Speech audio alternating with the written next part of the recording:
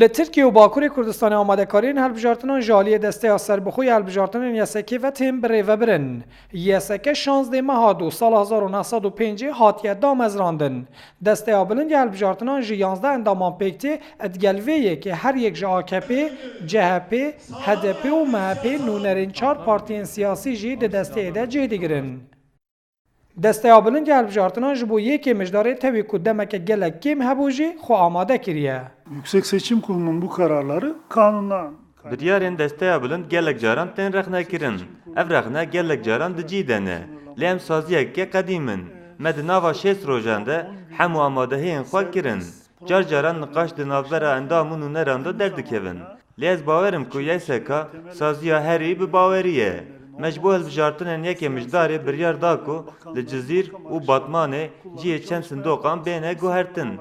Ev biryar jî ji bo evlehiya dengdanê pêwîst bû. Bugüne kadar bununla ilgili herhangi bir sıkıntı, bir sorun çıkmadı.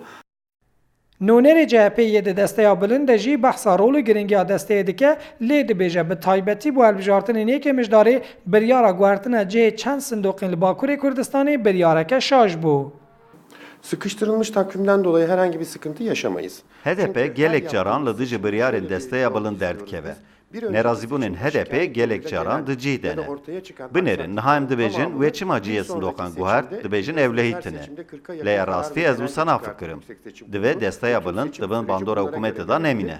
Yeni çıkacak olan karar ve genelgelerin içerisine işlenir. Li 54 welatên cîhanê 344 navendên desteya bilind ya hilbijartinan YSK hene û ji bo hilbijartinên yekê mijdarê jî li derveyê Tirkiye 113 navendan sindoq hatin danan. HDP jî herî zêde daxwaza sindoqan ji bo paytextê Başûrê Kurdistanê hevlêrê kiribû lê ev daxwaza HDP ji aliyê desteyê ve hatibû red kirin. Desteya bilind ya hilbijartinan li Tirkiye gelek caran rastî rexne û nerazîbûna partiyên siyasî tê.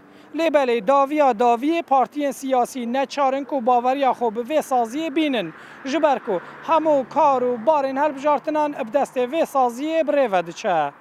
Şevket Erkî, Rûdaw, Ankara.